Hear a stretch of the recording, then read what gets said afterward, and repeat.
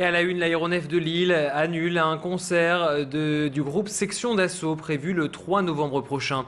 La ville de Lille a publié un communiqué dans lequel elle justifie sa décision.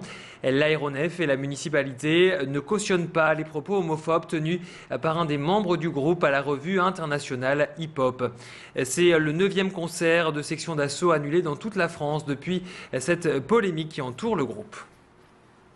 Le drame a été évité de peu aujourd'hui à la Madeleine. Vers 11 h, une explosion s'est produite dans un immeuble situé au 32 avenue de Fleurs. La baie vitrée de l'accueil a été soufflée et a volé en éclats. Des débris de verre ont été projetés à une quinzaine de mètres sur le trottoir en face de la résidence.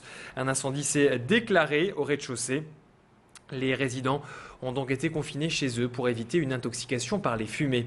Mais le sinistre a rapidement été maîtrisé. Le souffle a aussi projeté un dôme du 6e étage et a endommagé une porte palière du 1er. Heureusement, aucun blessé n'est à déplorer. D'après les premiers éléments, l'explosion serait due à 2 bombes aérosols stockées dans un local réservé aux produits d'entretien. Mais pour l'instant, on ne sait pas comment cette déflagration a pu se produire. Ils sont 3,5 millions à soutenir chaque jour dans l'ombre leurs proches malades. Les aidants étaient mis à l'honneur aujourd'hui avec la première journée nationale qui leur était consacrée par le gouvernement. L'objectif, mieux reconnaître et valoriser l'accompagnement des aidants, ces proches des personnes âgées en perte d'autonomie, des malades ou encore de personnes atteintes d'un handicap. 71% des aidants aujourd'hui s'estiment insuffisamment accompagnés dans leur combat au quotidien. Les proches de malades atteints d'Alzheimer sont particulièrement concernés car les aidants doivent les prendre en charge. Ce matin, le président de l'association France Alzheimer, Lille Métropole, était notre invité.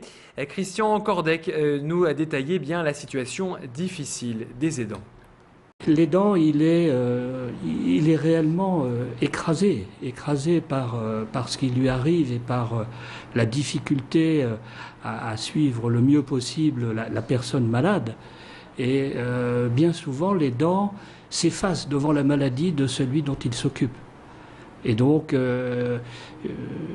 il ne prend pas soin de lui parce que la personne malade est plus importante à ses yeux que lui-même.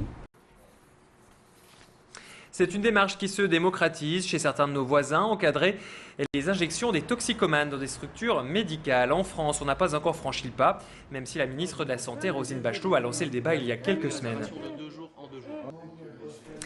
À Lille, des associations sont sur le terrain et viennent en aide aux usagers des drogues. C'est le cas de Spiritech. Cette association accueille les toxicomanes dans son local situé rue de Molinel, les écoute, les dirige vers des structures médicales si besoin. Elle leur offre également la possibilité de se doucher et leur propose des kits propres. Mais aucune injection n'est réalisée sur place. Plus d'explications sur ce centre avec le directeur de l'association au micro de Jean-Marc Courtin. Un centre d'accueil, d'accompagnement et de réduction des risques pour les usagers de drogue, avec une particularité. Donc on accueille bien entendu des usagers en fait en grande difficulté et en grande précarité. Donc autour de phénomènes de drogue de rue ou de phénomènes d'errance, c'est des gens qui sont fortement marqués par l'errance, la marginalisation, etc. L'idée c'est qu'effectivement c'est de donner un moyen, un endroit de pause pour les gens au niveau effectivement des sanitaires, de l'hygiène de base, c'est-à-dire la douche, la possibilité aussi de laver son linge, et puis effectivement réduire les risques au niveau de leur consommation, c'est-à-dire notamment pour les usagers de drogue par voie intraveineuse en particulier, c'est tout ce qui est seringue, échange de seringues et récupération. Sport, le tennis cartonne dans la métropole. La Ligue des Flandres vient d'enregistrer sa 50 millième licenciée. Ludivine Danel s'est inscrite au club de la Madeleine. Pour ses débuts dans le tennis, cette professeure de danse a reçu un diplôme des mains de Jean Gachassin, le président de la Fédération française. Une fierté pour Ludivine, mais aussi pour la fédération qui s'était fixée pour objectif d'atteindre la barre des 50 000 licenciés. On écoute Ludivine qui revient sur cette remise de diplôme au micro de Jean-Marc Courtin. C'est passé un samedi, je pense que c'était la semaine dernière, en compagnie de Jean Gachassin. On s'est vu au Kronplatz à Lille, donc il y a eu la remise du diplôme et puis on a pu passer un petit moment ensemble pour discuter avec tous les membres du bureau et puis ouais, c'était fort sympa. C'est quand même quelque chose, 50 millième licencié depuis un bon moment, ça tombe sur moi, donc oui, je suis contente. Le Cirque Plume s'installe à nouveau au Colisée de Roubaix. Après le succès de Plic-Ploc, leur dernier spectacle, les artistes reviennent avec l'Atelier du Peintre. Une toute nouvelle création où se mêlent acrobates, danseurs, poètes, comédiens, musiciens. La compagnie nous surprend encore avec ce 9e spectacle et invite le public dans l'atelier des grands maîtres jusqu'à le plonger au cœur d'étoiles. Plus d'explications sur cette compagnie avec le directeur technique du Cirque Plume. Il s'exprime au micro d'Aurélien Barège, notre reporter. C'est vrai qu'en théâtre, chaque théâtre est un petit peu différent. Donc il faut se l'approprier, il faut trouver ses repères. Et puis, les salles sont différentes, ça réagit différemment, le public n'est pas placé de la même façon.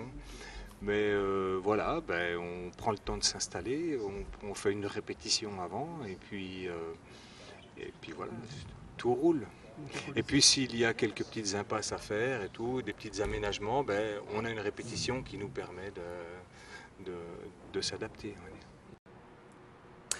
Et depuis hier, donc, le Cirque Plume s'invite au Colisée de Roubaix pour 6 représentations exceptionnelles tous les soirs jusqu'à dimanche.